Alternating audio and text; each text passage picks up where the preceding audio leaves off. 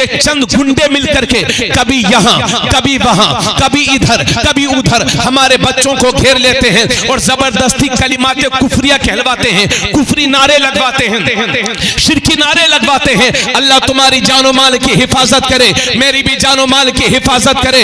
मगर बनारस के गैरतमंद मुसलमान अपने बच्चों को यह नसीहत किया करो कि बेटे चाहे जितनी भी बड़ी कुर्बानी देना पड़ जाए दे देना, मगर अपने ईमान का सौदा कभी ना करना। इसलिए कि मोबाइल गुम हो जाएगा दोबारा खरीद लोगे, घर टूट जाएगा दोबारा बना लोगे, मगर ईमान जाया हो गया तो कुफ्र की जिंदगी जिल्लत की जिंदगी है। इसलिए मैं कहता हूं मेरी कौम के नौजवानों, जान से भी बढ़कर के अपने ईमान को बचाने की फिक्र करो, अपने ईमान को बचाने की फिक्र करो। इसलिए मैं आपसे कह रहा हूं अल्लाह तुम्हारी जानो माल की हिफाजत करे। हम देखते हैं कभी 2 महीने में, कभी 4 महीने में, कभी 5 महीने में, कभी हमारे बच्चों की यहां मॉब लिंचिंग हो जाती है, कहां कहीं वहां मार दिया जाता है। अल्लाह तुम्हारी जानो माल की हिफाजत करे, मगर मेरी भी जानो माल की हिफाजत करे। मगर कोई गारंटी नहीं कि कब किसके साथ क्या हो जाए। अल्लाह न करे कैसे हालात का सामना अगर आपको करना पड़ जाए तो खुदा का वास्ता देकर के कहता हूं कि जिंदगी की आखिरी सांस तक अपने ईमान की हिफाजत करना और अपनी जबान को कुफ्र और शिर्क की गिलाजत से पाक रखना और आखिरी दम तक ला इलाहा इल्लल्लाह बोलते रहना। क्योंकि अगर मौत का वक्त नहीं आया है तो कोई मार नहीं सकता, और मौत का वक्त आ गया है तो कोई बचा नहीं सकता। मगर जिंदगी की आखिरी सांस तक ला इलाहा इल्लल्लाह बोलते रहना, क्योंकि इसी हालत में अगर मर भी जाओगे तो शहीद कहलाओगे और बच जाओगे तो गाजी कहलाओगे। अल्लाह रब्बुल इज्जत कुरान करीम में इरशाद फरमाता है, या अय्युहल्लज़ीना आमनू, ए ईमान वालो, उदखुलू फिस्सिल्मि काफ़ा, इस्लाम में मुकम्मल तौर से दाखिल हो जाओ। वला तत्तबिउ खुतवातिश शैतान, और शैतान की पैरवी ना करो, शैतान के पीछे पीछे ना चलो, शैतान का कहा ना मानो। इन्नहु लकुम अदुव्वुम मुबीन, क्योंकि शैतान तुम्हारा खुला हुआ दुश्मन है। चाहे वो छोटा शैतान हो या बड़ा शैतान, सब हैं, सारे शैतान तुम्हारे दुश्मन हैं। समझ रहे हैं आप मेरी बात? जी जी। मुअज़्ज़ज़ सामीईन, आज हम जब अपने मुआशरे का गहराई से मुताला करते हैं और गौर करते हैं अपने मुआशरे का, जब हम जायजा लेते हैं तो हम इस नतीजे पर पहुंचते हैं कि 90% मुसलमान वो हैं जो सिर्फ जुमा पढ़ते हैं, बाकी नमाजें उन्हें याद जाते भी नहीं। माफ करिएगा अगर मैं गलत बोल रहा हूं तो उसके लिए पेश की माजरत, मगर अल्लाह का खौफ दिल में लिए अर्ज करता हूं कि इसी मजमे में बहुत सारे लोग ऐसे बैठे होंगे कि जिन्होंने कई महीनों से फजर की नमाज नहीं पढ़ी होगी। इसी मजमे में बहुत सारे अल्लाह के बंदे ऐसे भी बैठे होंगे कि जिन्होंने ईशा की नमाज कई महीनों से नहीं पढ़ी होगी। कैसे मुसलमान हैं हम? तरीके मुस्तफ़ा को छोड़ना है वजह बर्बादी। मुअज़्ज़ज़ सामीईन, आज हमारे 20 से 25% नौजवान वो हैं जो शराब, नशा और बियर के आदी होते चले जा रहे हैं। आज हम झूठ सुबह से शाम तक कितना बोलते हैं ये हमको खुद ही पता नहीं। असल में जब इंसान का दिल काला हो जाता है तो फिर उसे गुनाह करने में भी मजा आता है, और जब दिल अल्लाह से डरने वाला होता है तो छोटा सा गुनाह करके भी इंसान लरस जाता है।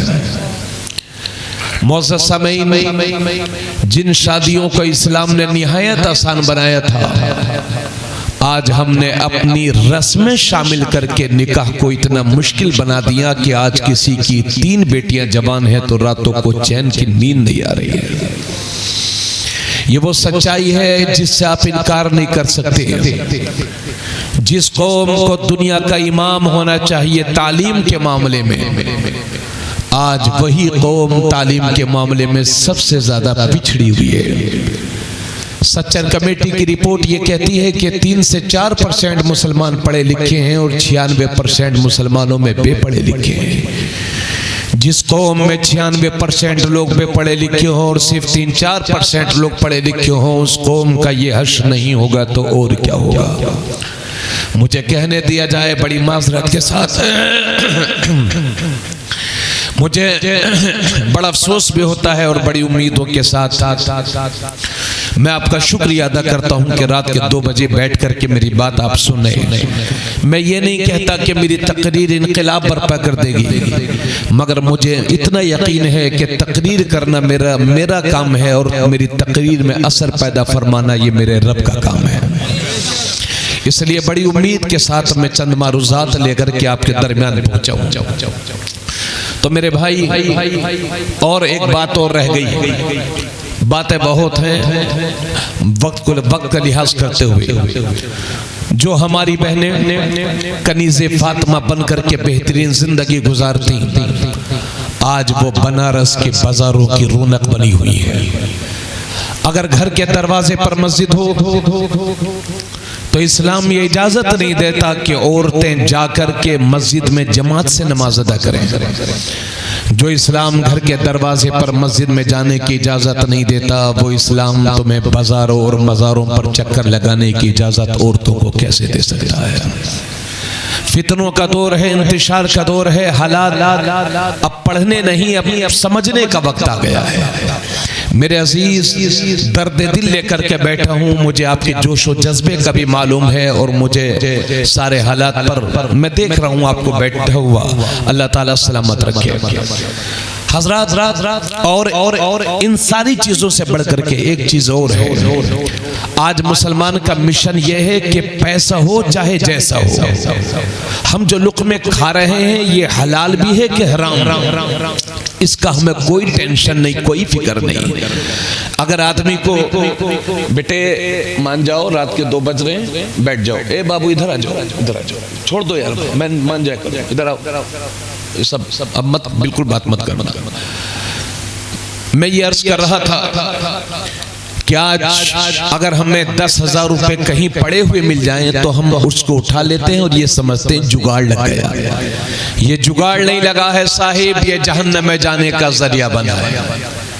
आज हम जो लुक़मे खाते हैं हलाल है कि हराम, हमें तमीज़ नहीं। हमारा मिशन ये है कि पैसा हो चाहे जैसा हो, मुझे बड़ा आदमी बनना है, मुझे इनोवा से घूमना है, मुझे फ्लाइट के सफ़र करने हैं, मुझे बड़ा बिजनेसमैन बनना है, मुझे अच्छा महल चाहिए, अच्छा मकान चाहिए। ये जज्बा में क्यों पैदा हो रहा है हमारी कौम के अंदर?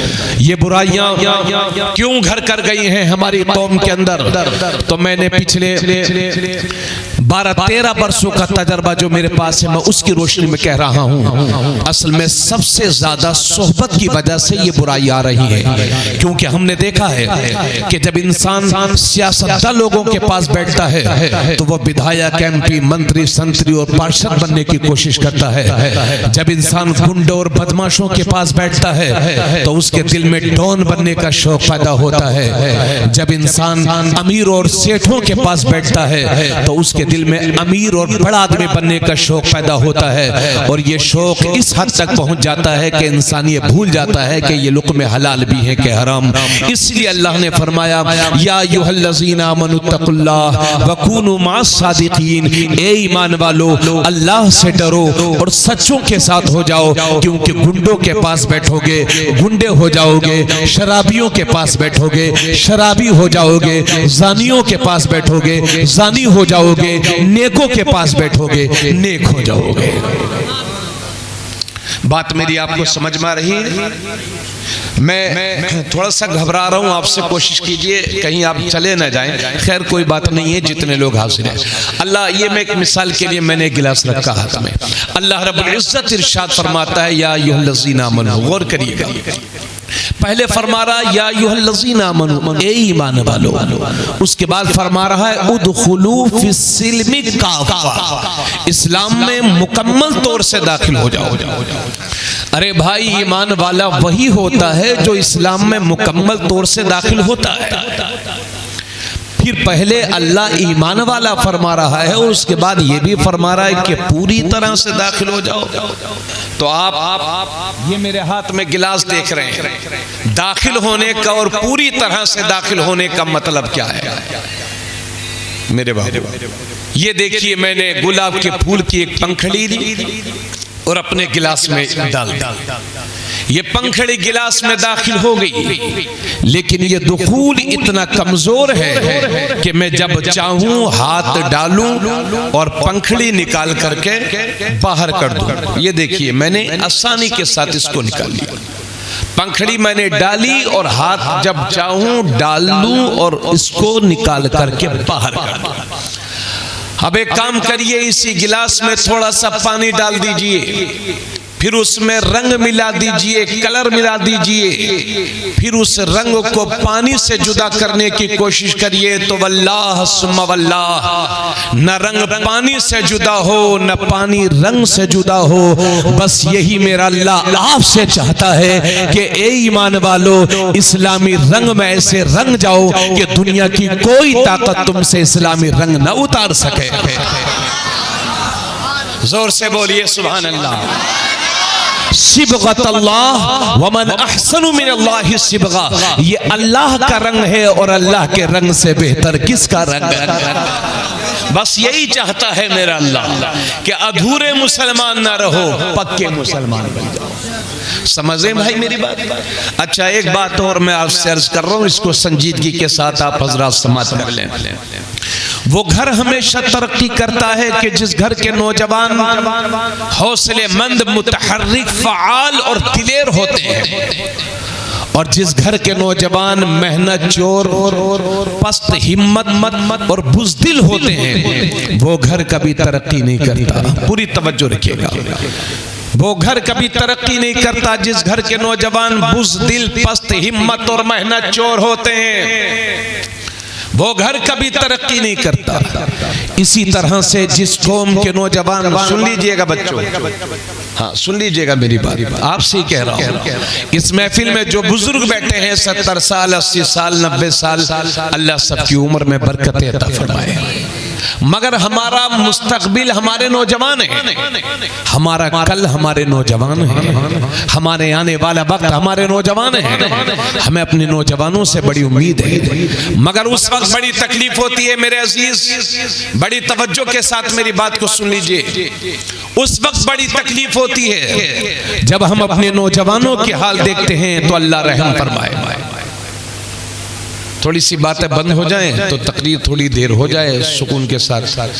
हाँ, इस तरह से तो शोर शराबा तो हो ही रहा है बहुत देर से। तवज्जो चाहूँगा, जितने मेरे भाई लोग हैं मैं गुजारिश करता हूँ आप लोग बैठ जाएं। मैं अल्हम्दुलिल्लाह मुल्क भर के सफ़र करता हूँ, लोग बुलाते हैं तकरीरों के लिए ना, तो आप बैठिए, सुकून से बैठिए, इंशाल्लाह बयान करेंगे। तो मैं ये अर्ज कर रहा था, जब हम अपने नौजवानों पर नजर डालते हैं तो बड़े मायूस हो जाते हैं। हम अपने बहुत सारे बच्चों को देखते हैं कि वो हाथ में कड़ा पहने रहे। हम अपने बाज बच्चों को देखते हैं कि गले में जंजीर पहने रहते हैं। कोई सोने की जंजीर पहना हुआ है, कोई चांदी की जंजीर पहना हुआ है। हम किसी को देखते हैं तो वो 2 अंगूठी पहने हुआ है। जब हम अपने नौजवानों पर गौर करते हैं तो बहुत सारे बच्चों को हम देखते हैं वो फटी हुई पैंट पहने रहते हैं, है ना?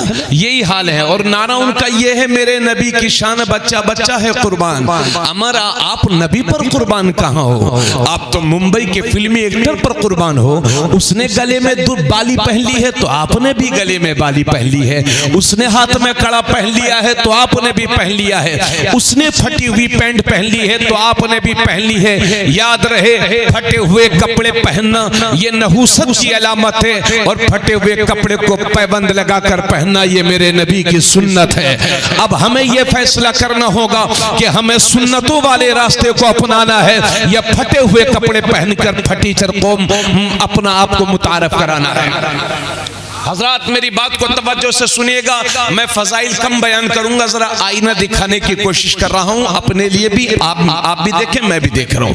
हजरात गिरामी, और बड़ी मायूसी हो जाती है हमें, जैसे हमारा बच्चा 15 साल का हुआ तो हमने उसे 50,000 रुपए का मोबाइल लेकर के दे दिया। अब ये मुसलमान का बच्चा, सुन लीजिएगा गौर से, 50,000 रुपए का मोबाइल इसकी जेब में है।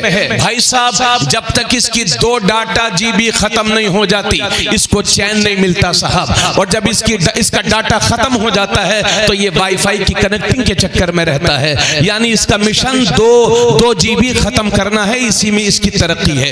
ये हम अपने बच्चों को देख रहे हैं, रात के 2-2 बजे हमारे नौजवान सो रहे हैं, रात के 1-1 बजे नौजवान सो रहे हैं। मैं अल्लाह की कसम लेकर के बनारस वालों आपसे कहता हूं, मैं सफर कर रहा हूं, कभी रात में 3 बजे जाता हूं मदरसे अपने घर, कभी रात के 4 बजे, मैं 4 बजे देखता हूं, कभी 4 बजे, कभी 5 बजे कि दूसरी कौमों के नौजवान सुबह सुबह दौड़ लगा रहे हैं, वो रनिंग कर रहे हैं, वो वर्जिश कर रहे हैं। मैं उनसे पूछूं भाई ये मेहनत क्यों कर रहे हो, तो वो यही कहते हैं कि हमको आर्मी में जाना है, हमको पुलिस में जाना है, हमको ये बनना है, हमको वो बनना है। तो ये दूसरी कौमों के नौजवान हैं जो अपने मिशन पर लगे हुए हैं, और ये मेरी कौम का नौजवान है जो रात के 10 बजे सोता है, रात के बाद 2 बजे सोता है, सुबह के 10 बजे तक पड़ा रहता है। याद रहे, जिस कौम का कोई मिशन होता है वो सुबह के 10 बजे तक नहीं सोती है, मुसलमान तो सुबह बेदार हो जाता है। इसी वजह से मेरे नबी ने फरमाया कि ईशा के बाद दुनियावी बातें करना मकरूह है। मेरे नबी ने मना फरमाया कि ईशा के बाद दुनियावी बातें ना करो, ये मेरे नबी ने फरमाया। तो मेरे दोस्त, ये मोबाइल यूजिंग से बाहर निकल और दुनिया के हालात देख और एक बेहतर मुसलमान और बेहतर हिंदुस्तानी होने का सबूत दे। आओ जरा आगे बढ़ते हैं। जब हमारा नौजवान 18 साल का हुआ, 18 साल का हुआ हमारा नौजवान, तो हम अपने नौजवान को देखते हैं कि 1 लाख की मोटरसाइकिल पर बैठा हुआ है और मुंह में 4-5 गुटके दबाए हुए हैं, कानों में लीड लगाए हुए हैं, हाथ में कड़ा पहने हुए हैं, गले में जंजीर पहने हुए हैं। न छोटे पर शफकत का पता है, न बड़े का अदब पता है, न उस्ताद का एहतराम जानता है, न उलमा का एहतराम जानता है, न माँ बाप की फरमाबरदारी करना जानता है, न गुस्ल के फर्ज याद है, न नमाज के फराइज याद है।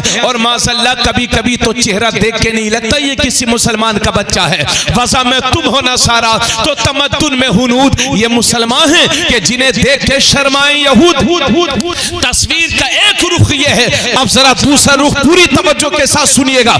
दूसरा रुख ये है कि चंद गुंडे मिलकर के कभी यहाँ, कभी वहां, कभी इधर, कभी उधर हमारे बच्चों को घेर लेते हैं और जबरदस्ती कलिमाते कुफरिया कहलवाते हैं, कुफरी नारे लगवाते हैं, शिरकी नारे लगवाते हैं। अल्लाह तुम्हारी जानो माल की हिफाजत करे, मेरी भी जानो माल की हिफाजत करे। मगर बनारस के गैरतमंद मुसलमान अपने बच्चों को यह नसीहत किया करो कि बेटे चाहे जितनी भी बड़ी कुर्बानी देना पड़ जाए दे देना, मगर अपने ईमान का सौदा कभी ना करना।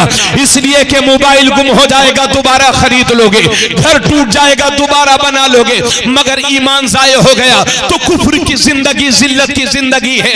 इसलिए मैं कहता हूं मेरी कौम के नौजवानों, जान से भी बढ़कर के अपने ईमान को बचाने की फिक्र करो, अपने ईमान को बचाने की फिक्र करो। इसलिए मैं आपसे कह रहा हूं अल्लाह तुम्हारी जानो माल की हिफाजत करे। हम देखते हैं कभी 2 महीने में, कभी 4 महीने में, कभी 5 महीने में, कभी हमारे बच्चों की यहां मॉब लिंचिंग हो जाती है, कहां कहीं वहां मार दिया जाता है। अल्लाह तुम्हारी जानो माल की हिफाजत करे, मगर मेरी भी जानो माल की हिफाजत करे, मगर कोई गारंटी नहीं कि कब किसके साथ क्या हो जाए। अल्लाह न करे कि ऐसे हालात का सामना अगर आपको करना पड़ जाए तो खुदा का वास्ता दे करके कहता हूं कि जिंदगी की आखिरी सांस तक अपने ईमान की हिफाजत करना और अपनी जबान को कुफ्र और शिर्क की गिलाजत से पाक रखना और आखिरी दम तक ला इलाहा इल्लल्लाह बोलते रहना। क्योंकि अगर मौत का वक्त नहीं आया है तो कोई मार नहीं सकता, और मौत का वक्त आ गया है तो कोई बचा नहीं सकता, मगर जिंदगी की आखिरी सांस तक ला इलाहा इल्लल्लाह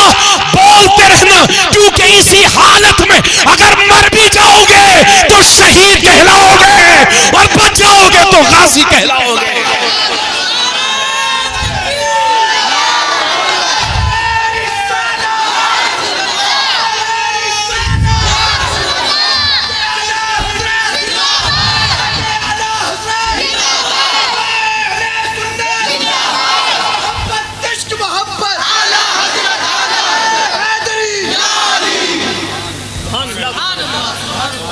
अल्लाह का शुक्र अदा किया करो कभी कभी।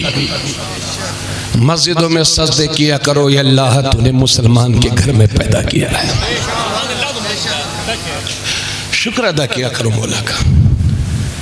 हालात आपके सामने, लेकिन ये बनारस के गैरतमंद मुसलमान और मेरे सुन्नी भाइयों, मैं बड़े यकीन के साथ कहना चाहता हूं, जब मौत का वक्त आ जाएगा तो कोई बचा नहीं सकता, और जब मौत का वक्त नहीं है तो कोई मार नहीं सकता। इसलिए बिला किसी खौफ के, बिला किसी डर के, बिला किसी वहशत के, अपनी ईमानी शनाख्त के साथ, अपने ईमान के इजहार के साथ बेहतरीन मुसलमान बनो। अगर कहीं 1 लाख लोगों में खड़े हो और तन्हा हो और कोई पूछे नाम क्या है, तो राजू मत बताना, कहना मेरे बाप ने मेरा नाम मोहम्मद रखा है। उसमें के मुसलमान बनो। ये नाम सिर्फ नाम के मुसलमान नहीं चाहिए, हमें काम के मुसलमान चाहिए। और डरने की जरूरत नहीं है, घबराने की जरूरत नहीं है। बड़ी जिम्मेदारी के साथ कहता हूं, अल्लाह का शुक्र है मुसलमान जहां भी रहता है सुकून के साथ रहता है। इतिहास गवाह है, हमारी सच्चाइयों पर किताबें लिखी जा चुकी हैं। अल्लाह का करम है, मुल्क हिंदुस्तान की तरक्की में अल्लाह का शुक्र है, मुसलमान के कलम की स्याही लगी हुई है। हमारे बुजुर्गों ने यहाँ के लिए बलिदान दिया है, कुर्बानी दी है। इसलिए फिक्र न करो हिंदुस्तान के मुसलमानों, मायूसी से बाहर निकल, घबराओ नहीं, फिक्र न करो। ये बादल है, बादल छट जाएंगे। इस्लाम का उजाला सुबह क़यामत तक जारी रहेगा। मेरी कौम, तू अपना रास्ता सीधा कर ले।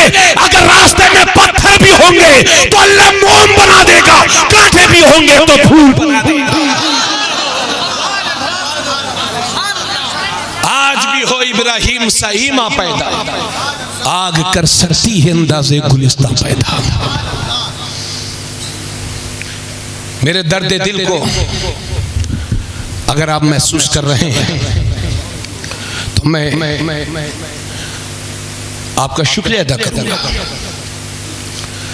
दोस्तों, ईमान कहते किसको? ईमान किसको कहते हैं? अगर मैं ईमान की तारीफ करूं तो बहुत ज्यादा वक्त लग जाएगा। बस मैंने अपने बुजुर्गों से इतना सीखा है, ईमान कहते हैं मोहब्बत रसूल को। जोर से बोलो सुभान अल्लाह। ईमान किसको कहते हैं? मोहब्बत रसूल को, इश्क रसूल को। और आप इधर आओ, देखिए एक बात आपके सामने बड़ी संजीदगी के साथ कहना चाहता हूं। हमने हजरत अबू बकर सिद्दीक से अगर मोहब्बत की है तो इस वजह से कि वो मेरे नबी के हैं। अगर हजरत उमर को हमने सीने से लगाया है और उनके पैरों के, उनकी जूतियों के जर्रात को अगर हम अपना ताज बनाने पर फख्र करें तो इस वजह से कि उमर मेरे नबी के हैं। हजरत उस्मान मेरे नबी के हैं। हम नारे हैदरी इसलिए लगाते हैं कि हजरत अली मेरे नबी के हैं। हम इमाम हुसैन पर अपना जानो माल, अपनी औलाद सब कुछ कुर्बान करते हैं, इसलिए कि उन्होंने हमारे ईमान के तहफ्फुज़ के लिए सब कुछ कुर्बान किया है। किस वजह से? वो नबी के। हमने गौस आज़म को इसलिए माना कि वो नबी के हैं। हमने ख्वाजा गरीब नवाज को इसलिए माना कि वो, थोड़ा बोलिएगा, हमने वारिस पाक से इसलिए मोहब्बत की है कि वो नबी के हैं। हमने बहराइच के सैयदुना सलार मसूद गाजी से इसलिए मोहब्बत की है कि वो नबी के हैं। हमने इमाम इश्क को मोहब्बत आला हजरत से इसलिए मोहब्बत की है कि वो नबी के हैं। हमने मखदूम सिमना से इसलिए मोहब्बत की है कि वो नबी से। आप लोगों के दरमियान जो ये छोटी सी कशीदगी थी, मैं आपका भाई याद रहे, अहले सुन्नत वल जमात का इस बात पर मुत्तफक अकीदा है, शिया जो भी चाहे जुमे में पढ़े, मगर हिंदुस्तान की किसी भी सुन्नी मस्जिद में जुम्मे के दिन जो खुतबा पढ़ा जाता है वो इस तरतीब से पढ़ा जाता है, अल्हम्दुलिल्लाहिल्लज़ी जअल यौमल जुमअति सय्यदल अय्याम वला नअबुदु वला नस्तईनु इल्ला इय्याह व हुवल्लज़ी फ़रज़ सलातल जुमुअह बिक़ौलिही तआला इज़ा नूदिया लिस्सलाति मिन यौमिल जुमुअह फ़स्अउ इला ज़िक्रिल्लाह व ज़रुल बैअ वस्सलातु अला मुहम्मदिन सय्यदिल अनाम व अला आलिहि व अस्हाबिहिल किराम खुसूसन अला अफ़ज़लिल बशर बादल अंबिया बित्तहक़ीक़ अमीरुल मोमिनीन अबी बकर सिद्दीक़ व अला आदलिल अस्हाब अमीरुल मोमिनीन उमर इब्नुल ख़त्ताब व अला कामिलिल हयाई वल ईक़ान अमीरुल मोमिनीन उस्मान इब्न अफ़्फ़ान व अला असदिल्लाहिल गालिब अमीरुल मोमिनीन अली इब्न अबी तालिब व अलल इमामैन अल हुमामैन अस्सईदैन अश्शहीदैन अबी मोहम्मद अल हसन व अबी अब्दुल्लाह अल हुसैन व अला उम्मिहिमा सय्यदतिन निसा फातिमा अज़-ज़हरा। साहब ये है सुन्नियों का खुतबा। तो एक बात आप हजरात इस पर कभी भी आपस में बहसबाजी मत करिएगा। जमहूर उलमाए किराम का अहले सुन्नत का यह अकीदा है कि नबियों और रसूलों के बाद अगर इस दुनिया में सबसे अजीम हस्ती अगर कोई है तो उस शख्स का नाम है हजरत अबू बकर सिद्दीक़, और उनके बाद है हजरत अमीरुल मोमिनीन उमर इब्नुल ख़त्ताब, और तीसरे खलीफा हैं अमीरुल मोमिनीन हजरत उस्मान ज़ुन्नूरैन, और चौथे खलीफा हैं अमीरुल मोमिनीन हजरत अलीयुल मुर्तज़ा। और आला हजरत सुभान अल्लाह, आला हजरत का आप लोगों ने सिर्फ वो उनकी दुआ नहीं सुनी, या इलाही हर जगह तेरी अता का साथ हो, जब पड़े मुश्किल शहे मुश्किल कुशा का साथ हो, या इलाही रहम फरमा मुस्तफा के वास्ते, या रसूल अल्लाह करम कीजिए खुद करबलाए रद शहीदे करबला के वास्ते। ये इमाम अहमद रजा हैं जिसने सुन्नियों को घुट्टी में अहले बैत की मोहब्बत पिला दी है। ये सही है, इसलिए आला हजरत से या किसी भी बुजुर्ग से आपको बिल्कुल भी देखिए, जब हम आला हजरत की थोड़ी सी बात कर ले, हमारे उस्ताद अल्लामा मुफ्ती शब्बीर हसन फरमाया करते थे कि पिछले 500 बरस के अंदर आला हजरत से जबरदस्त तालीम दीन दुनिया में पैदा नहीं हुआ है। आप पूछिए 1000 से ज्यादा किताबें 56 सब्जेक्ट्स पर जिसने कलम चलाया, और 1000 से ज्यादा किताबें लिखी, और हमारे अभी जो 1000 किताबों का जिनका जिक्र होता है, उलमा फरमाते हैं कि अभी उनमें से तकरीबन 400 ही छपी हैं। ये उन 400 ही का जलवा आला हजरत की किसी भी तहरीर में आप किसी भी वली की तौहीन नहीं पा सकते। आला हजरत की किसी भी तहरीर से अहले बैत की तौहीन नहीं पा सकते। आला हजरत की किसी भी तहरीर से किसी भी सहाबी की अदना सी गुस्ताखी नहीं पा सकते। इसलिए मैं कहता हूं मेरे अजीज, ये सारे बच्चों आपको मैं मुबारकबाद पेश करता हूं। एक मजे की बात यह है कि जो मज़ार वाले हैं वो सभी से मोहब्बत करते हैं। यही वजह है जो बरेली शरीफ जाते हैं वही देवा शरीफ जाते हैं, और जो देवा शरीफ जाते हैं वही अजमेर शरीफ जाते हैं, और जो अजमेर शरीफ जाते हैं वही बगदाद शरीफ जाते हैं, जो बगदाद जाते हैं वही किचोचा जाते हैं, जो किचोचा जाते हैं वही मखदूम साबिर पिया के यहाँ जाते हैं। इसलिए मैं कह रहा हूँ जो आला हजरत का नहीं वो वारी से पाक का नहीं, और जो वारी से पाक का नहीं वो कलियर के साबिर पिया का नहीं, जो कलियर के साबिर पिया का नहीं वो किचोचा के मखदूम का नहीं, जो किचोचा के मखदूम का नहीं वो दिल्ली के निजामुद्दीन का नहीं, जो दिल्ली के निजामुद्दीन का नहीं वो अजमेर के ख्वाजा का नहीं, जो अजमेर के ख्वाजा का नहीं वो बगदाद के गौस का नहीं, जो बगदाद के गौस का नहीं वो करबला के हुसैन हुसैन का नहीं, जो हुसैन का नहीं वो अली का नहीं, जो अली का नहीं वो उस्मान का नहीं, जो उस्मान का नहीं वो उमर का नहीं, जो उमर का नहीं वो अबू बकर का नहीं, और जो अबू बकर का नहीं वो नबी का नहीं, और जो नबी का नहीं वो किसी का नहीं।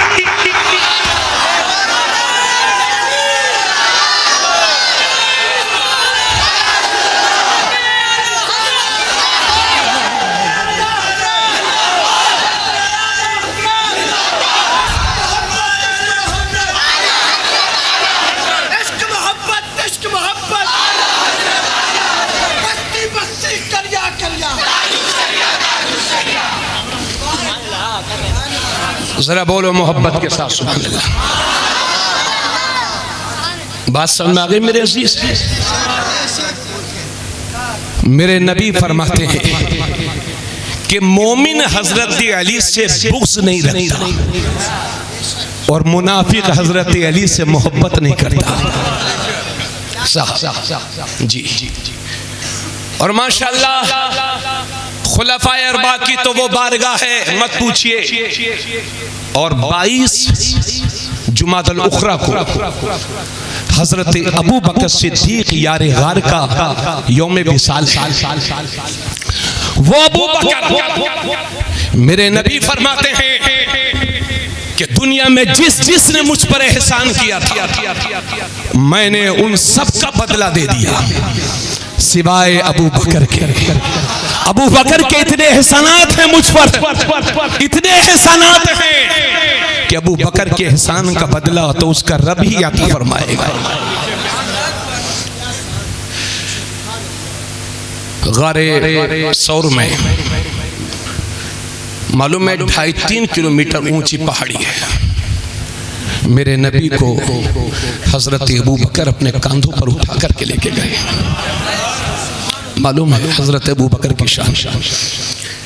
एक बार ग़ज़वे तबूक के मौके पर मेरे नबी ने फरमाया, ये लोगों अपना अपना माल पेश करो, अल्लाह को, अल्लाह के दीन को तुम्हारे माल की ज़रूरत है।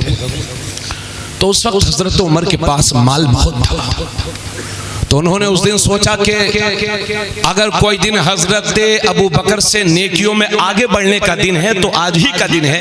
हजरत उमर फरमाते हैं मेरे पास उस वक्त बहुत माल था। अल्लाह के नबी ने फरमाया इस्लाम के लिए माल पेश करो। तो हजरत उमर घर तशरीफ ले गए और माल के 2 हिस्से किए, आधा हिस्सा हुजूर की बारगाह में और आधा हिस्सा अपने घर वालों के लिए छोड़ दिया। मेरे नबी ने फरमाया उमर क्या लाए हो?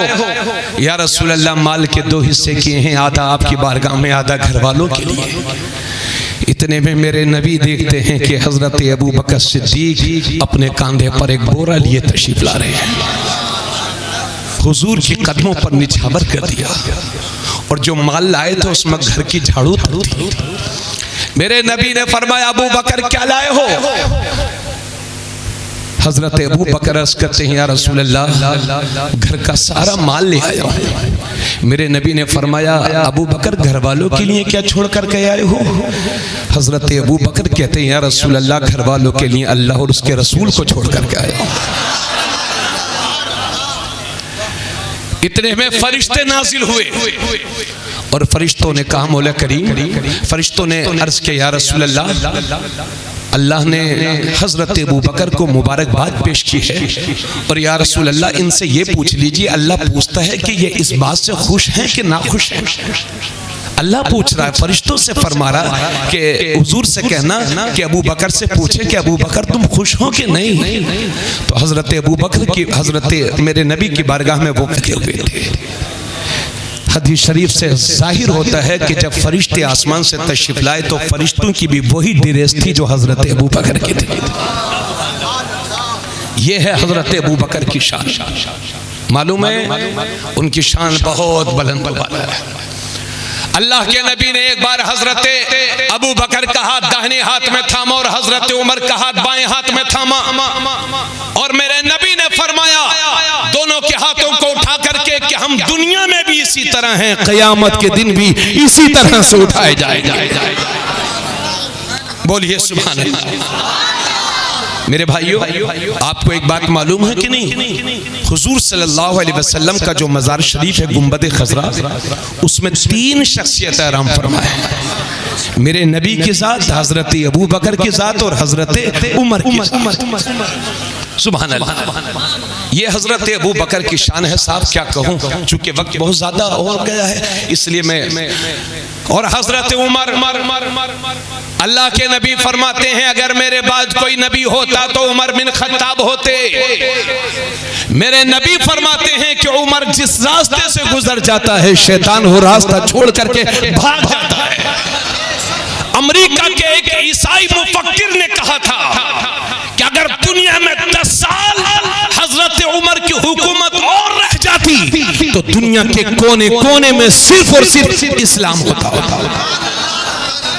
वो हजरत उमर, उनके नाम से बोलिए सुभान अल्लाह।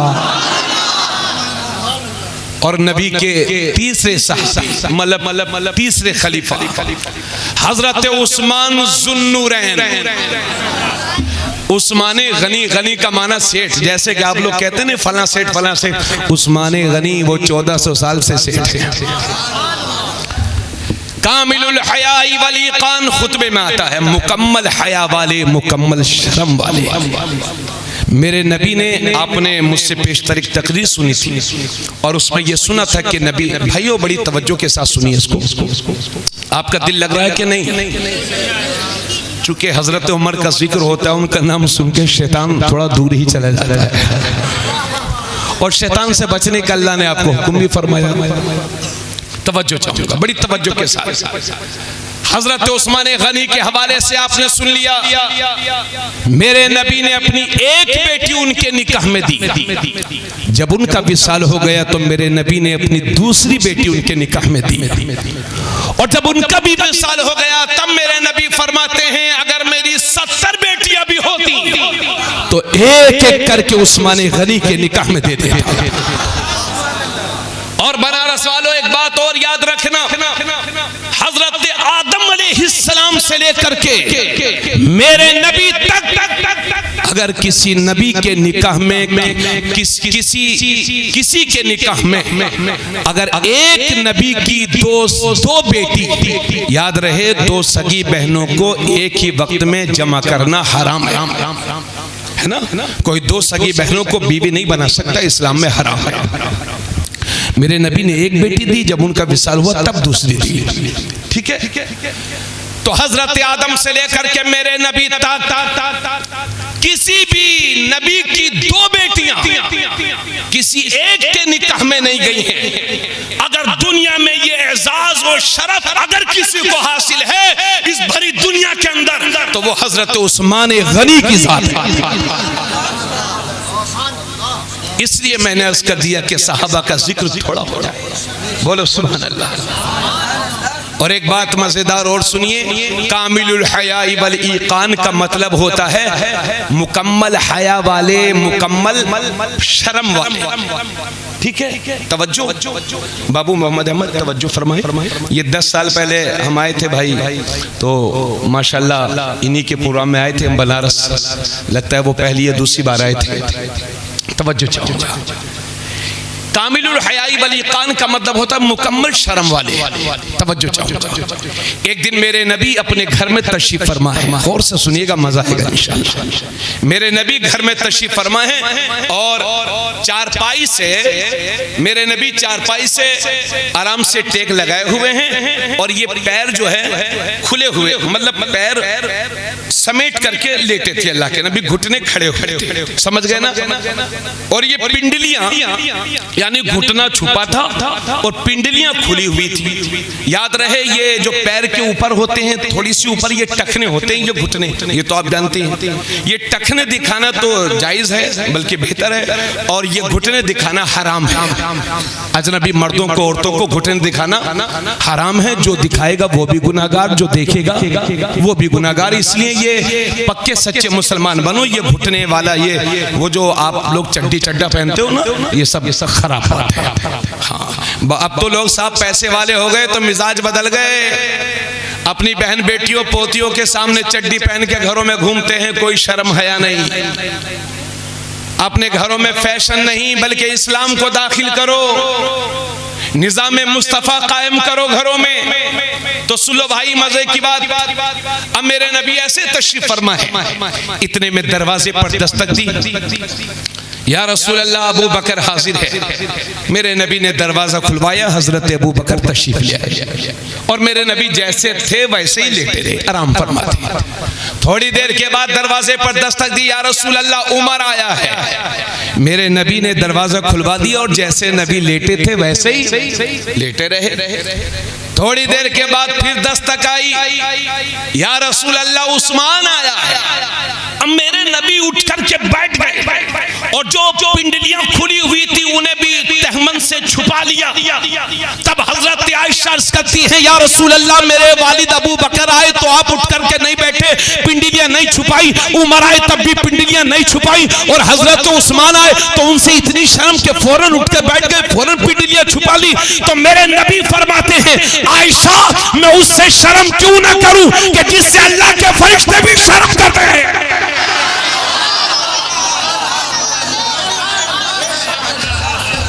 वो है हजरत उस्मान गनी की जात और ये है मेरे मौला अली की जात।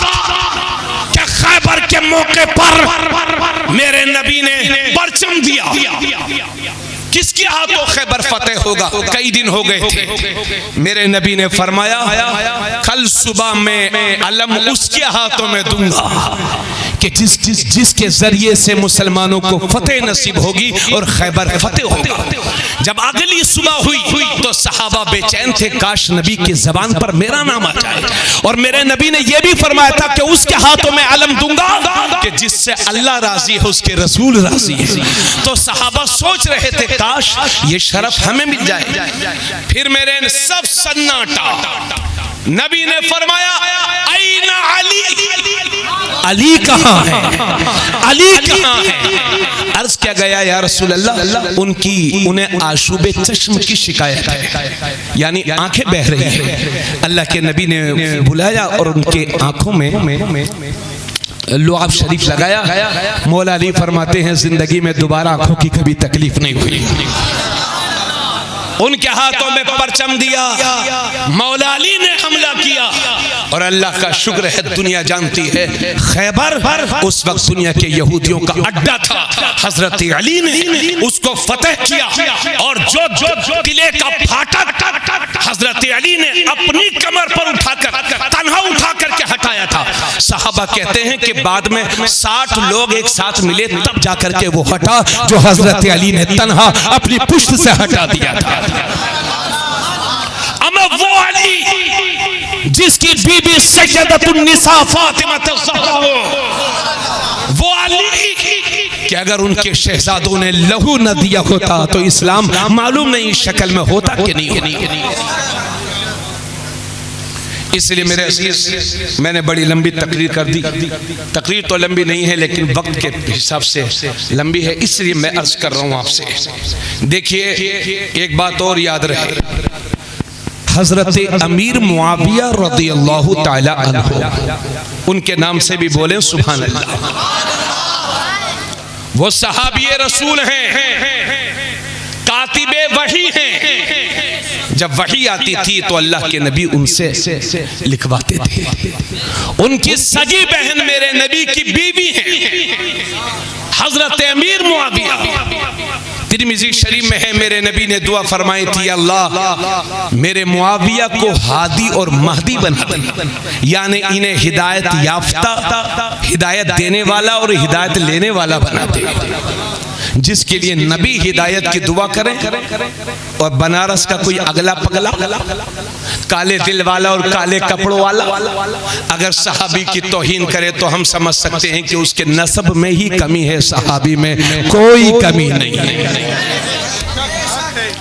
इसलिए मेरे अजीज, मैं खुदा का वास्ता दे करके यह हाथ फैला करके आपसे कहता हूं कि सुन्नियत के नाम पर एक रहो, मोहब्बतों के साथ रहो। वैसे ही हर महाज से हमारा सामना है, किसी भी नबी की अदना सी तौहीन न करो, किसी भी नबी की और किसी भी सहाबी की और किसी भी वली की। ठीक है, अब इतनी बातों के बाद आइए जरा कुछ बातें आपसे और अर्ज करता हूं। अल्लाह के नबी सल्लल्लाहु अलैहि वसल्लम फरमाते हैं, एक बाप की तरफ से उसकी औलाद के लिए जो सबसे बड़ा गिफ्ट होता है वो बेहतरीन तरबियत होती है। अगर आप अपने बेटे को गिफ्ट नहीं देंगे तो एक बार रोएंगे, और बेहतरीन तरबियत नहीं देंगे तो जिंदगी भर खुद भी रोएंगे, आपको भी रुलाएंगे। ये शाहिद भाई बैठे हुए हैं स्टेज पर, अगर ये मेरे कान में कहें कि हजरत ये बात बता दीजिए, मैं अनसुना कर दूं, दोबारा कहें, तीसरी बार कहें, फिर भी मैं न सुनूं, तो ये नाराज होंगे कि नहीं? नाराज हो जाएंगे, और ऐसा नाराज होंगे कि मालूम नहीं मुझसे फिर कभी दोबारा बात करें कि नहीं। अगर शाहिद रजा बनारसी मुझसे 3 बार कोई बात कहो और मैं ना मानूं तो ये नाराज हो जाएं। तो सोचो तो सही, मेरा रब तकरीबन 70 मकाम पर नमाज का हुक्म फरमाता है, फिर भी हम नमाज नहीं पढ़ेंगे तो रब की रहमत रूठेगी कि नहीं? रब नाराज होगा कि नहीं? आज मुसलमानों के सामने जो मसाइल का अंबार लगा हुआ है, उसकी सबसे बड़ी वजह यह है कि हमने अपने रब के हुजूर सजदे करना छोड़ दिया है। नमाज ही ईमान और कुफ्र के दरमियान सबसे बड़ा फर्क है। मुशरिक की पहचान यह है कि वो दरबदर झुकता है, मोमिन की पहचान यह है कि वो सिर्फ खुदा के लिए झुकता है। थोड़ा सा बोलते रहिए, बात समझ में आ रही है कि नहीं भाई? रात के 2:45 बज रहे हैं, थोड़ी सी देर और बर्दाश्त करिए। अल्लाह के नबी सल्लल्लाहु अलैहि वसल्लम फरमाते हैं, जब तुम्हारे बच्चे 7 बरस के हो जाएं तो उन्हें नमाज का हुक्म करो, और जब तुम्हारे बच्चे 10 साल के हो जाएं तो उन्हें मार मार करके नमाज पढ़ाओ।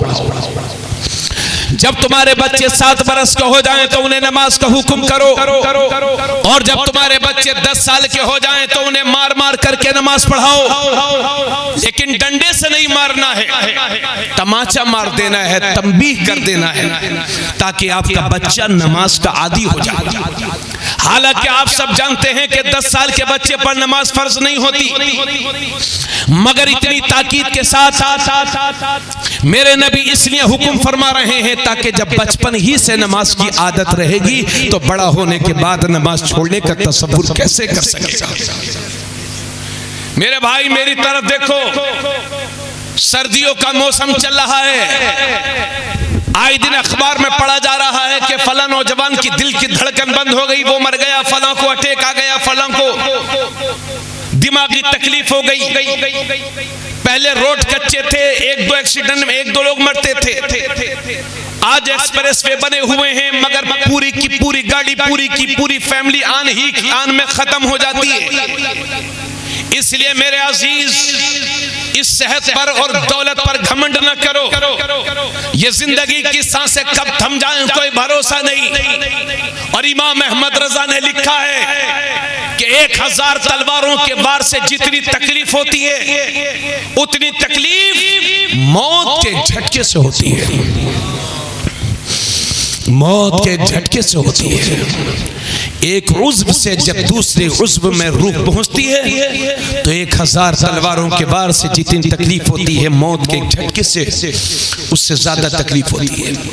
आला हजरत ने फरमाया कि फरिश्ते मरने वाले को पकड़े रहते हैं, अगर फरिश्ते दबोचे नहीं तो पूरा घर में कूदा कूदा फिरे इंसान। मगर क्या हो गया है कि कब्रिस्तान में जाकर के भी हंसी और चकल्लस नहीं रुकते। पहले घर गंदे थे, पहले कपड़े गंदे होते थे, मगर दिल साफ होते थे। आज कपड़े साफ हैं मगर दिल गंदे हैं। चोरी, डकैती, गीबत, झूठ, मुहासबा कर मेरे मुसलमान भाई, मालूम नहीं जिंदगी की सांसें कब थम जाएं। और सुन लीजिए बनारस वालों, मुझसे बेहतर बेहतर आलिम और आपसे बेहतर बेहतर सुनने वाले इसी बनारस के कब्रिस्तान में आराम फरमा हैं। 100 साल पहले आपके मोहल्ले में कौन कौन लोग रहते थे, आज आप उनका नाम भी नहीं जानते होगे। दुनिया ऐसे ही हमें भूल जाएगी। इसलिए मेरे अजीज, इस फानी दुनिया के चक्कर में अपनी आखिरत खराब मत कर, अपने ईमान की हिफाजत कर। और आज आए हो तो अल्लाह की बारगाह में तौबा करके जाओ। सहाबा को वसीला बना करके, अहले बैत को वसीला बना करके कि मौला करीम हमारे गुनाहों को बख्श दे। और नमाज फजर से ही अज़्म मुसम्मम कर लो कि इंशाअल्लाह कोई नमाज नहीं छोड़ेंगे, इसलिए कि अल्लाह अपनी इबादत से बड़ा खुश होता है। तो मैं ये अर्ज कर रहा था कि मेरे नबी फरमाते हैं जब तुम्हारे बच्चे 7 बरस के हो जाएं तो उन्हें नमाज का हुक्म करो, और जब 10 साल के हो जाएं तो उन्हें मार मार करके नमाज पढ़ाओ, और जब तुम्हारे बच्चे 10 साल के हो जाएं तो उनके सोने के बिस्तर अलग अलग कर दो। यानी 10 साल उम्र होने के बाद कोई भी बहन अपने भाई के साथ न सोए, कोई भी भाई अपनी बहन के साथ न सोए। बच्चों की उम्र 10 बरस हो जाए तो उनके सोने के बिस्तर अलग अलग कर दीजिए। ये है इस्लाम की पाकीज़ा तालीम। अल्लाह के नबी सल्लल्लाहु अलैहि वसल्लम फरमाते हैं जो सुबह सुबह बाजार की तरफ जाता है तो वो शैतान का झंडा लेकर के जाता है, और जो सुबह सुबह मस्जिद की तरफ जाता है तो वो ईमान का झंडा लेकर के जाता है। अब ये हमें फैसला करना है कि सुबह उठने के बाद हमें शैतान का झंडा उठाना है या अपने नबी के दीन का। अल्लाह के नबी ने हजरत अली से फरमाया था कि ए अली, 3 कामों में कभी देर मत करना। जब नमाज का वक्त हो जाए तो नमाज की अदायगी में देर मत करना। जब जनाजा तैयार हो जाए तो उसकी नमाज जनाजा पढ़ने में देर मत करना। और जब किसी बेवा का विधवा का मुनासिब रिश्ता मिल जाए तो उसका निकाह करने में देर मत करना। आज लोग नारा लगाते हैं बेटी पढ़ाओ बेटी बचाओ, नारी को सम्मान दो, मगर इसी मुल्क में, इसी बनारस में हजारों लोग ऐसे होंगे कि अगर सुबह सुबह किसी बेवा पर विधवा पर नजर पड़ जाए तो वो कहते हैं हमारा आज का दिन खराब हो गया, एक बेवा पर विधवा पर हमारी नजर पड़ गई, मनहूस औरत पर हमारी नजर पड़ गई। तो ये है दुनिया के कायद कि उनकी जबान पर कुछ और है और दिल में कुछ और है, मगर वाहरे इस्लाम तेरी अजमत पर कुर्बान, वाहरे पैगंबर इस्लाम आपकी अजमत और शान पर मेरा खानदान कुर्बान। इस्लामी तारीख बताती है कि 25 साल के कुंवारे हैं मेरे नबी तो मक्के की किसी कुंवारी लड़की से शादी नहीं करते, बल्कि 40 साल की बेवा हजरत खदीजतुल कुबरा, वो भी एक शोहर से बेवा नहीं, 2-2 शोहरों से बेवा है हजरत खदीजा। मेरा नबी पहला निकाह एक बेवा से करके कयामत तक के लिए बेवाओं की इज्जत की लाज रखी है।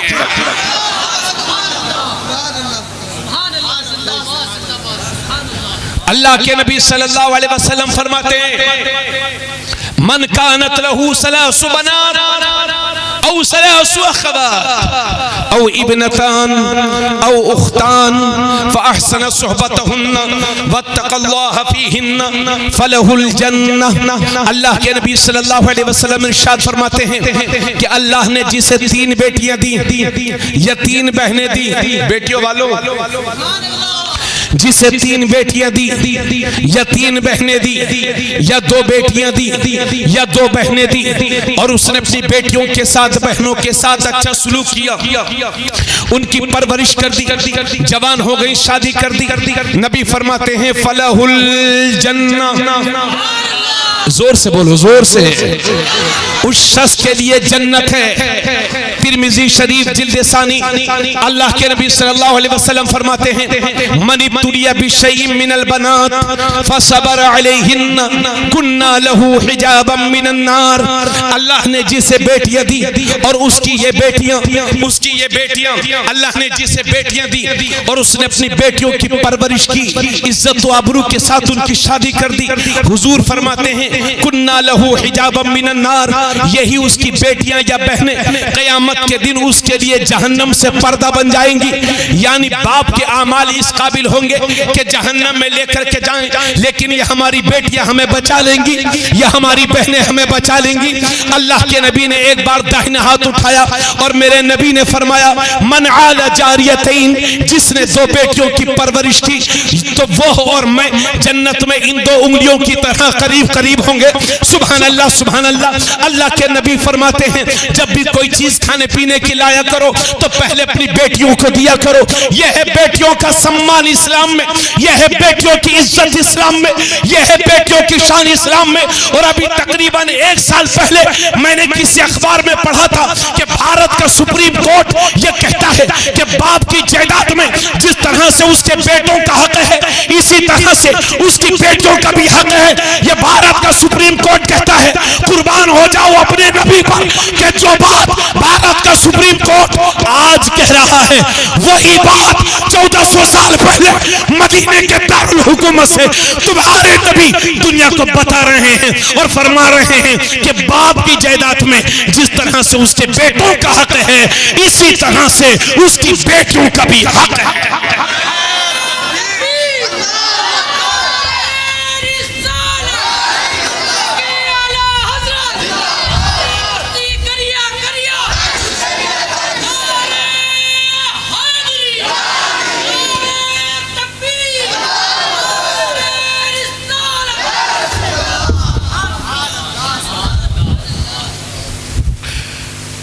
अभी तकरीबन 2-2.5 साल पहले मैंने किसी अखबार में पढ़ा था कि भारत के पार्लियामेंट में मेंबर्स ऑफ पार्लियामेंट इस बात पर बहस करने के लिए तैयार थे कि इस मुल्क के नौजवानों को नशे से कैसे बचाया जाए। वो पंजाब के जहां से एक बच्चे पढ़ लिख करके फारिग होते थे, मगर आज की डेट में दुनिया के बहुत सारे हिस्से और आज नशे की चपेट में। सुनिए मेरी बात, नशे की चपेट में। तो भारत की पार्लियामेंट में ये बहस हो रही थी कि इसी वजह से ट्रैफिक रूल में ये बात भी है कि जो नशे में गाड़ी चलाएगा तो वो भारतीय संविधान की रोशनी में मुजरिम है, क्योंकि नशे में गाड़ी चलाने की वजह से एक्सीडेंट ज्यादा होते हैं। दुनिया बुराई जानती है, फिर भी ठेके खुले हुए हैं, कहीं कहीं सूबों में पाबंदी लगी हुई है। अल्लाह का शुक्र है, जिस चीज के नुकसानात दुनिया आज महसूस कर रही है, पैगंबर इस्लाम ने 1400 साल पहले दुनिया को बता दिया कि हर तरह का नशा इस्लाम में हराम है। 1400 साल पहले हमारे पैगंबर ने दुनिया को बता दिया था। इसलिए मेरी कौम के जिम्मेदारों, मायूस होने की जरूरत नहीं है, फिक्र करने की जरूरत नहीं है। ये बादल हैं, छट जाएंगे। इस्लाम का उजाला सुबह क़यामत तक जारी रहेगा। उमर चले थे इस्लाम को मिटाने, मेरे नबी ने कलमा पढ़ा दिया। जब अबू लहब, अबू जहल जैसा शैतान को मिटा सका तो उसके चेले इस्लाम को कैसे मिटा सकते हैं। फानूस बन के जिसकी हिफाजत हवा करे, वो शम्म का बुझे जिसे रोशन खुदा करे। नूरे खुदा है कुफ्र की हरकत पे खंदसन, भूखों से ये चिराग बुझाया न जाएगा। चूंकि बहुत ज्यादा रात के 3 बज गए हैं, अब मैं आपसे 2 बातें और कहूं। आपको इस बात पे ध्यान देना होगा कि आप ये जो शादियों में लाखों लाख रुपए खर्च करते हैं, खुदा के वास्ते इस पर कंट्रोल कीजिए। सुन लीजिए मेरी बात। मुझे मालूम है कि इस पर अमल करना कितना मुश्किल है, मगर अल्लाह के नेक बंदों के लिए कोई बईद नहीं। मेरे अजीज, ठीक है, शादियों में जो मुसलमानों में फजूल खर्ची हो रही है, अल्लाह की पनाह।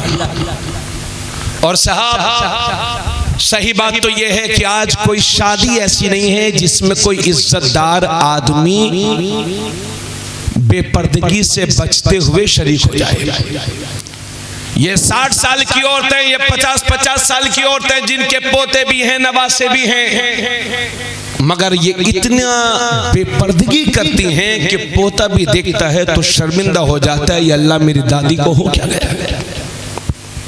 ऐसा ही है ना। वलीमे के दिन हम देखते हैं कि 2 कुर्सी लगती हैं, एक दुल्हा मियां के लिए, एक दुल्हन के लिए। यही सिखाया है आपको इस्लाम ने। जमीनें बेच बेच करके शादियां करने वालों, लोन ले ले करके शादियां करने वालों, कर्ज ले ले करके शादियां करने वालों, कभी कभी ऐसा होता है कि कई नवासी हो जाती हैं, मगर बाप के सर से वो कर्ज नहीं उतरता जो बेटी के शादी के वक्त लिया था। कितने लोग आत्महत्या करने पर मजबूर हो गए शादियों की बढ़ती हुई महंगाई की वजह से। अगर आज किसी गरीब की 3 बेटियां जवान तो रातों में बेटियों की शक्लों को देख करके बाप को चैन की नींद नहीं आती। कितने लोग खून के आंसू रोने पर मजबूर हैं। ये मैं सच्चाई बयान कर रहा हूं, पूरे हिंदुस्तान को बनारस मत समझिए मियां। आपकी बिल्डिंगें हैं, हमारी ऐसी बिल्डिंगें नहीं है। मैंने ऐसे घर देखे हैं कि जिन्हें हर साल घर पर टीन शेड या छप्पर लगाना पड़ता है। बहुत गरीब है तुम्हारे भाई, रहम करो अपने गरीब भाइयों पर, रस्मों पर कंट्रोल करो, वरना होगा ये कि महंगाई बढ़ेगी, शादियों में देरी होगी, और जब शादी में देरी होगी तो जिनाकारी बढ़ेगी, और ज्यादा देरी होगी तो फिर लड़कियां वो कदम भी उठा सकती हैं कि इज्जत तो जाएगी, ईमान भी खतरे में पड़ जाएगा। इसलिए मैं खुदा का वास्ता देकर के कहता हूं, अगर मैं आपसे कहूं कि सबसे बेहतरीन शादी कौन सी है तो आप मुख्तलिफ बातें करेंगे। मेरे नबी ने जो फरमाया वो आपको सुना दे रहा हूं। अल्लाह के नबी फरमाते हैं कि सबसे बेहतरीन शादी वो है जो कम से कम खर्च में मुनक्किद हो जाए। आप हजरत अली के नाम पे सब मचल रहे थे, नारे हैदरी, नारे हैदरी या अली। जब हजरत अली की हजरत फातिमा के साथ शादी हुई तो मेरे नबी ने जो वलीमे में मेहमान आए थे उनको सिर्फ खजूर और पानी पेश किया था। हजरत अली का वलीमा ये बता रहा है कि पैसे ना हो तो कर्ज मांग करके दिखावे रियाकारी के लिए वलीमे ना करो, कंट्रोल करो खर्चों पर। और इजाजत हो तो एक हदीस शरीफ और सुना दूं। अल्लाह के नबी फरमाते हैं अलिनु हाज़न निकाह वजअलूहु फिल मसाजिद। मेरे नबी फरमाते हैं निकाह करो तो ऐलान करके करो और निकाह मस्जिदों में मुनक्किद करो। हालांकि मसला यह है कि कोई यहाँ निकाह करवाएगा यहाँ हो जाएगा, कोई शादी हाल में निकाह करवाएगा वहां भी हो जाएगा, लेकिन मेरे नबी की रूह अपनी उम्मत को पुकार पुकार कर फरमा रही है निकाह मस्जिदों में मुनक्किद करो। क्योंकि निकाह मस्जिदों में होंगे तो उसके बहुत फायदे हैं, जिनमें से 3 बड़े फायदे ये हैं। सबसे बड़ा फायदा यह है कि जब निकाह मस्जिद में होगा तो अक्सर लोगों का निकाह जिंदगी में एक बार होता है, बार बार नहीं। इसलिए मेरे नबी फरमाते हैं निकाह को मस्जिदों में मुनक्किद करो, क्योंकि जब निकाह मस्जिद में होगा तो तुम्हारे निकाह में कोई नापाक शामिल नहीं होगा, सिर्फ पाक लोग शामिल होंगे। और दूसरी बात यह है कि निकाह के बाद जो हजारों रुपयों के पटाखे फूटे जाते हैं वो नहीं फूटेंगे। तीसरी बात यह है कि निकाह के बाद जब काजी इस्लाम या इमाम मोहतरम या आलिम दीन दुआ करते हैं तो हदीस में लिखा है मुसलमान जब मस्जिदों में दुआ करते हैं तो मुसलमानों की दुआओं के साथ साथ अल्लाह के फरिश्ते भी आमीन कहा करते हैं।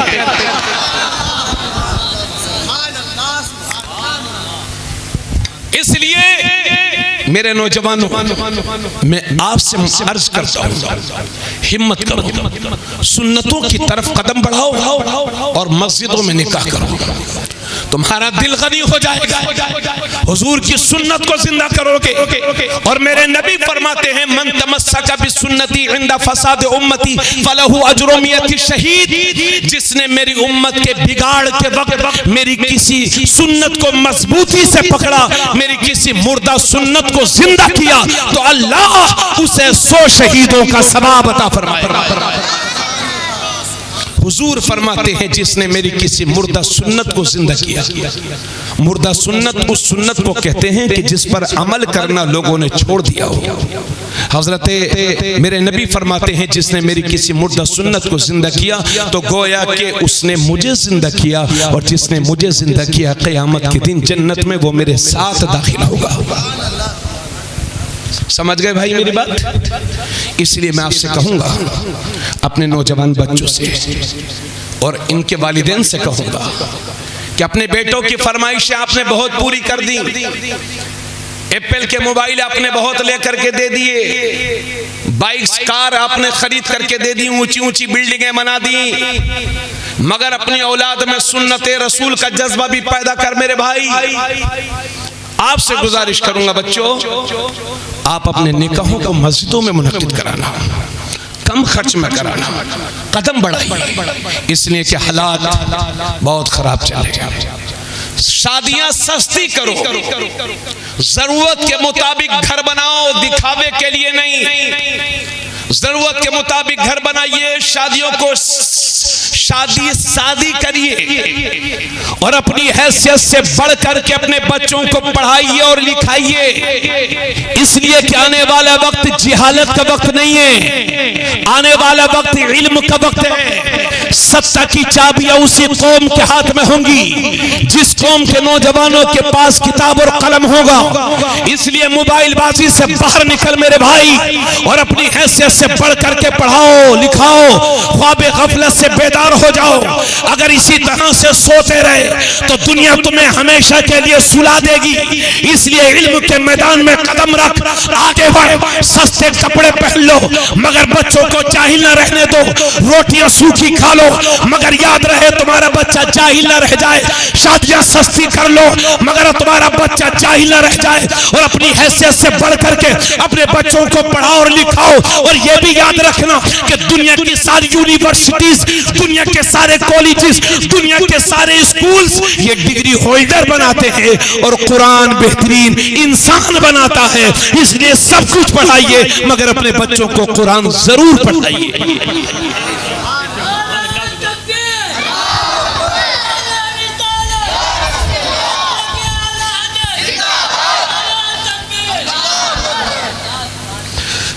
अब हमारी ये आखिरी बात सुन लीजिए, उसके बाद इंशाअल्लाह।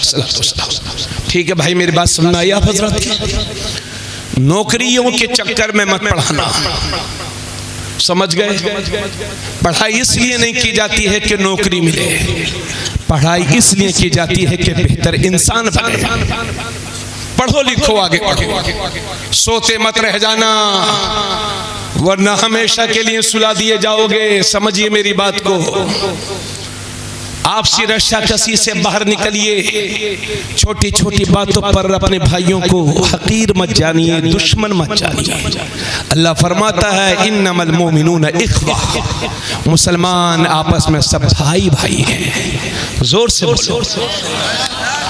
इतनी बातें कहने के बाद अब ये मैं आखिर में अर्ज कर रहा हूं कि देखिए अपने मुल्क में पिछले 3 साल से हिजाब का मैटर गरमाया हुआ है।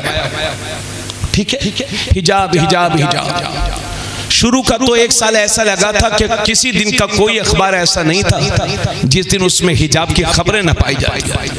टीवियों पे देखो हिजाब, अखबारों में देखो हिजाब। जब तक पत्रकार को सुकून नहीं मिलता था, जब तक हिजाब लिख नहीं लेता था या बोल नहीं लेता था। ये मसला कर्नाटक से उठा। कर्नाटक हिजाब कहते किसको है? हिजाब ये एक अरबी लफ्ज है जिसका माना होता है पर्दा।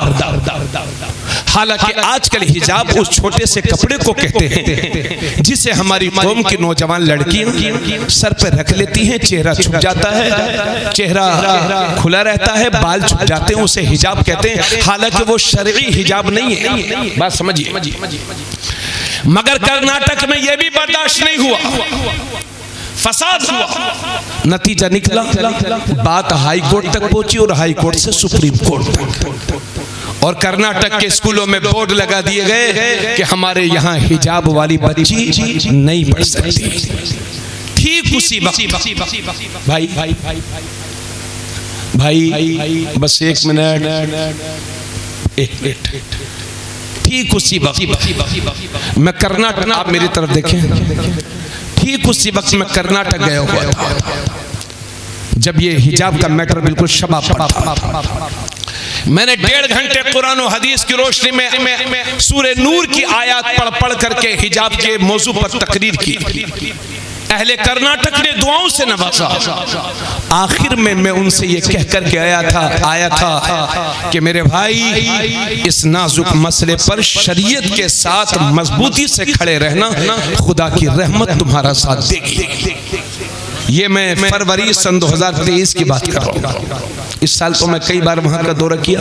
इस साल सन 2024 की जनवरी में फिर कर्नाटक गया तो मैंने देखा कि वहां विधानसभा इलेक्शन हुआ, सत्ता परिवर्तन हुआ, और जो मंत्री सबसे ज्यादा नाटक कर रहे थे, अल्लाह ने उन्हें इतना जलील फरमा दिया कि पूरे कर्नाटक में मुंह दिखाने के काबिल नहीं रह गए।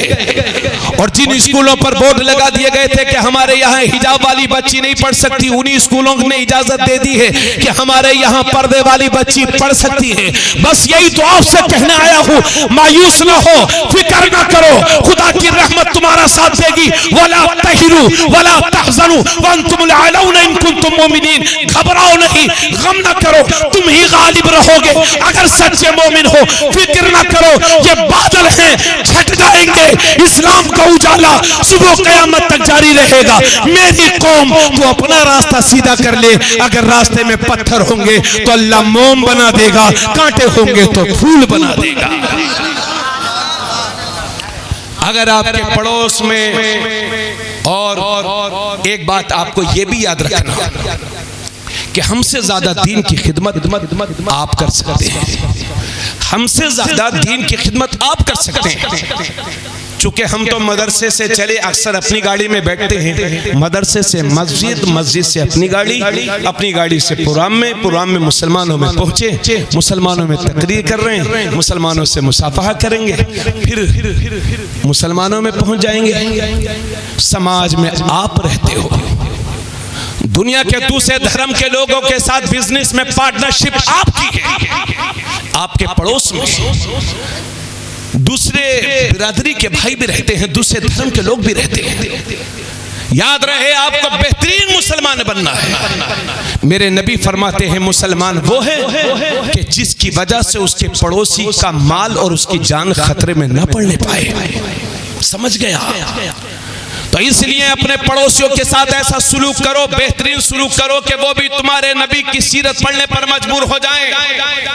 अम्मा मियाँ, एक जमाना वो था कि लोग दाढ़ियों वालों से सौदा खरीदते थे, क्योंकि उन्हें मालूम था ये दाढ़ी वाला है, मर जाएगा मगर बेईमानी नहीं करेगा। इसलिए बदलो हालात को, अच्छे पक्के सच्चे मुसलमान हो जाओ, घबराओ नहीं। हमसे ज्यादा जिम्मेदारी आपके सरों पर आती है। और यह भी याद रहे कि हमारी बदअमलियों के नतीजे में दूसरी कौमें हमसे दूर होती चली जा रही हैं। न वो हमारा कुरान पढ़ती हैं, न वो हमारी हदीस पढ़ती हैं। इसलिए हमारी ये जिम्मेदारी है कि हमें चलते फिरते इस्लाम बनना होगा। अगर कहीं खड़े हैं और मस्जिद से सदाए अल्लाहु अकबर आ जाए तो दुनिया के सारे काम छोड़ करके मस्जिद का रास्ता ले लो, ताकि दुनिया को पता चल जाए मुसलमान एक खुदा के आगे सर झुकाता है। जब बोलो तो सच बोलो, जब वादा करो तो निभाओ। तुम्हारे मुंह से गाली नहीं निकलने चाहिए, तुम्हारे मुंह से झूठ नहीं निकलना चाहिए। तुम्हारे पड़ोस में कोई किसी दूसरे धर्म वाले की दुकान है तो उसके साथ बेईमानी ना करो, फरेबकारी ना करो, फराड ना करो। ऐसे पक्के सच्चे मुसलमान बन जाओ। बोलो तो सुन्नतों के मुताबिक, शादी करो तो सुन्नतों के मुताबिक, चलो तो सुन्नतों के मुताबिक, पियो तो सुन्नतों के मुताबिक, ताकि दुनिया ये कहने पर मजबूर हो जाए कि जब नबी का गुलाम ऐसा है तो इस गुलाम का इमाम कैसा होगा। बस इन्हीं बातों के साथ अपनी तकरीर मैं खत्म कर रहा हूं और अपनी इधर देखिए अपनी माँ बहनों से ये गुजारिश करता हूं और आपके जरिए से ये मैसेज अपनी बहनों तक पहुंचाना चाहता हूं कि मेरी बहनों, पैगंबर इस्लाम का तुम पर बहुत एहसान है और तुम उस फातिमा की कनीज हो कि जब वो पुल सिरात से गुजरेंगी तो बातिने अर्श से निदा आएगी, महशर वालों अपनी गर्दनों को झुका लो, इसलिए कि 70,000 हूरों के जुर्मुट में सैयदा फातिमा ज़हरा का गुजर होने वाला है। वो फातिमा कि जिन्होंने मौत के वक्त वसीयत की थी कि लोगों मेरे जनाजे को दिन में ना उठाना, रात में उठाना, कहीं ऐसा ना हो कि मेरा जनाजा दिन में उठे तो किसी अजनबी की नजर मेरे जनाजे पर पड़ जाए। वो फातिमा, इसलिए मेरी बहन सिर्फ फातिमा नाम रखने से काम नहीं चलेगा, 100% पर्दे में रहो, अपनी बहनों को भी पर्दे की ताकीद करो। और आप सबसे गुजारिश, जिंदगी मौत का कोई भरोसा नहीं, आए हो अल्लाह की बारगाह में तौबा करके जाओ, छोटी छोटी बातों को आपस में दिल में नहीं रखते, एक दूसरे के लिए एहतराम मोहब्बत पेश करो। हम सब का मिशन एक, वो है ला इलाहा इल्लल्लाह। इसलिए मेरी कौम इसी में कामयाबी है। आज भी हो इब्राहिम सा ईमा पैदा कर सकती है, अंदाज़े गुलिस्ता पैदा व माअलीना इल्लल बलाग। अस्सलामु अलैकुम व रहमतुल्लाहि व बरकातुहू। मुस्तफ़ा जाने